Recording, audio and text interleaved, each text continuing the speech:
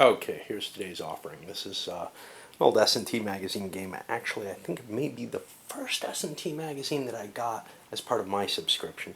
Battle of Wilson's Creek. This, the Great Battles in the American Civil War. Now, this is the game that, as far as I know, they kind of coined the system with, in a sense.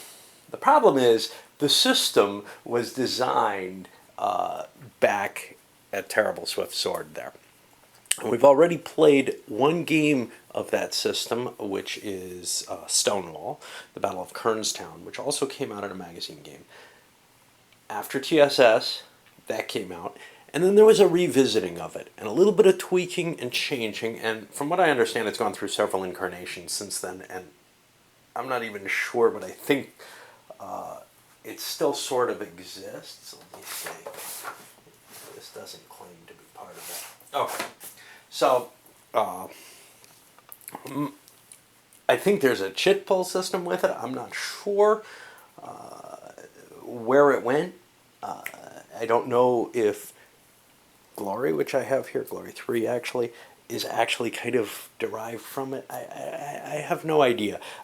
I sort of stopped with these. To me, they're actually a step back from the TSS system, in part because of the map. Yeah, it's not that garish. There's certainly much, much worse things that came out. Even the gamers stuff tends to be a little bit too overstated in terms of colors to some people. This, though, kind of blends together and doesn't give me that stark contrast that I liked in the old TSS games, or system of games. However, it does give a more naturalistic view of the situation. You've got the terrain marked through it by color for the different elevation levels, ranging upward, and then various levels of forestation. And this is pretty much all wooded area. I'm not going to go too much into the system. In fact, I'm going to go very little into it except where it differs. If you really want to understand it, the Stonewall system is fine. But this is just really a move and shoot type of game. There's melee rules. And SPI came out with a lot of games with this same basic variety. You get your charts all over the place here for terrain.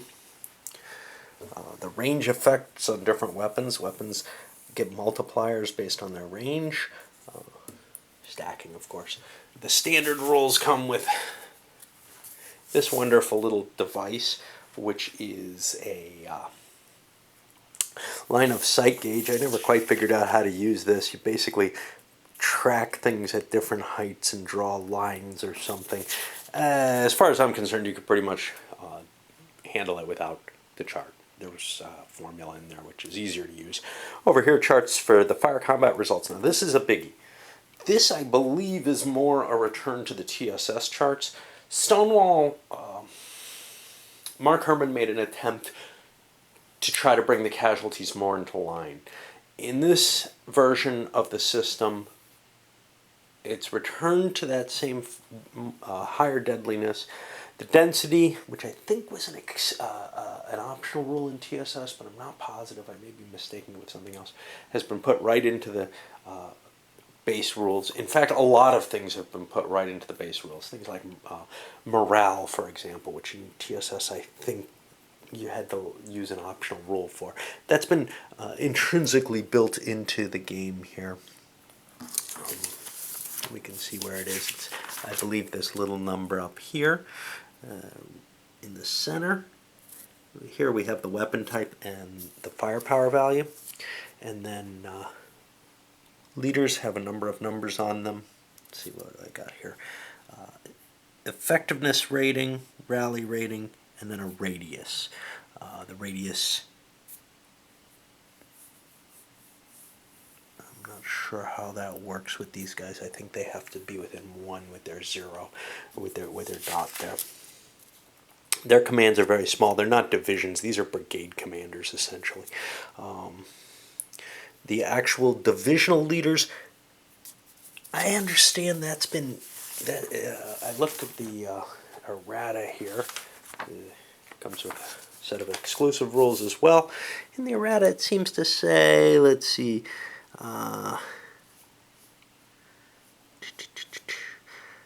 The rally ratings and divisional integrity radii are reversed. Well, what it comes down to is the big number is your divisional integrity radius. And let's see what else we have here. Some of the counters were kind of messed up. In this one, they chose to produce little gun counters to specifically handle the strength points of the guns, but unfortunately, they're dual printed in terms of, yeah, they're limbered, unlimbered, and you also have a gun crew counter on top of the actual guns.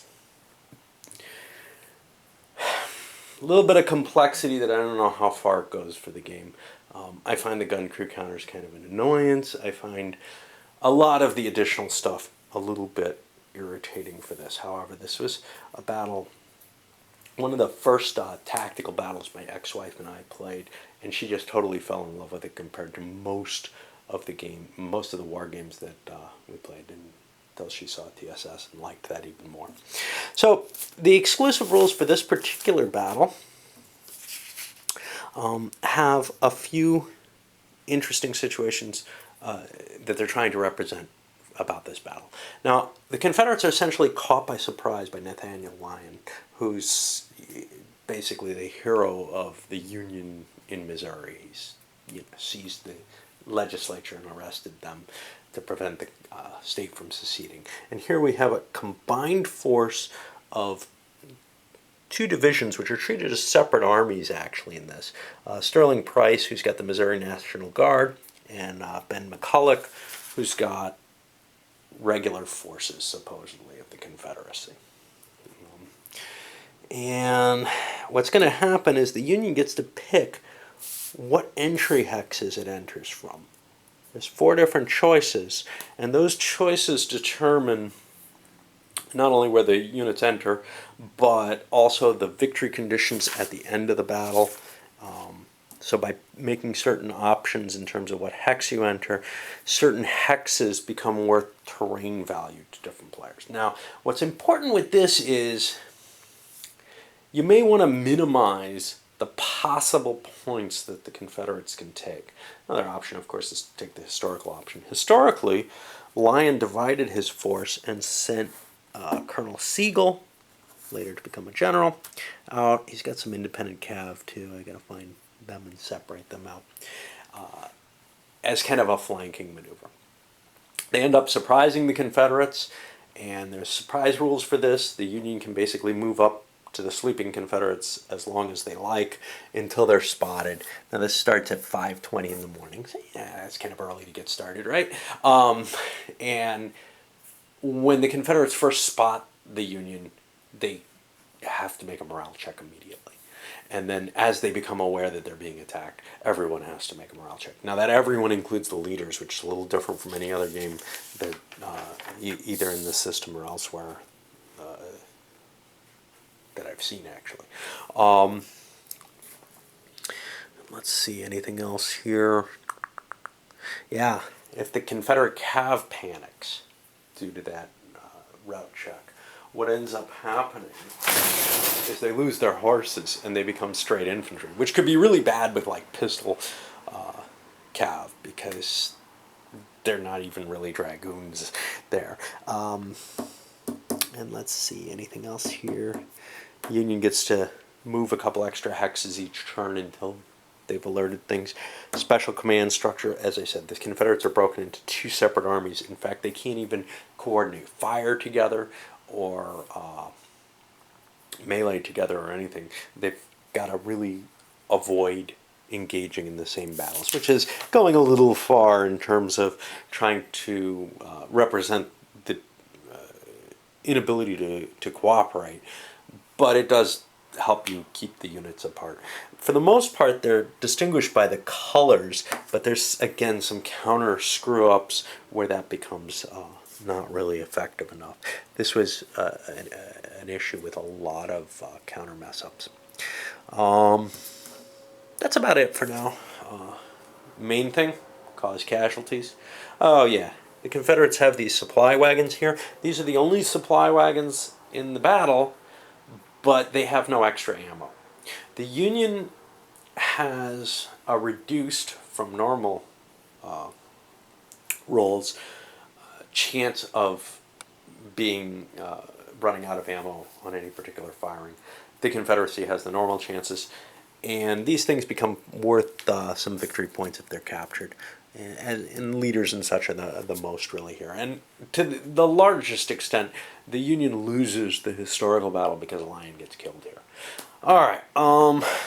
Yeah, I'm going to load this up as an intro. I might as well. It's long enough. I know I haven't really gone into much about it, given a little bit of flavor on the battle.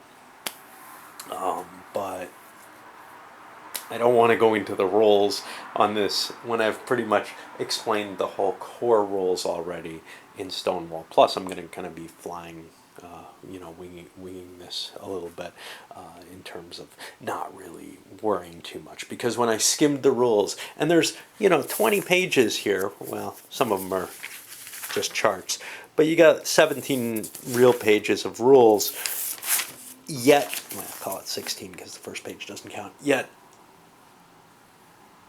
it's as though this is just, known. The first time I tried to learn these rules, they definitely were hard. They were not it was not the easiest game to start on as a wargamer. But once I got a couple of things under play, once I understood how you move from hex to hex, then it wasn't too hard to see, hey, yeah, it makes sense. I move, then I fire. Very much minis type game. And there's not a lot. Once you make that hump, once you understand what's going on there, these are all largely the same. And to tell you the truth, you're going to see largely the same with some little tweaks, and I'll touch the little tweaks from these when I hit the gamers stuff, or if I hit something like Glory. All these move and shoot games work very, very similar. All right.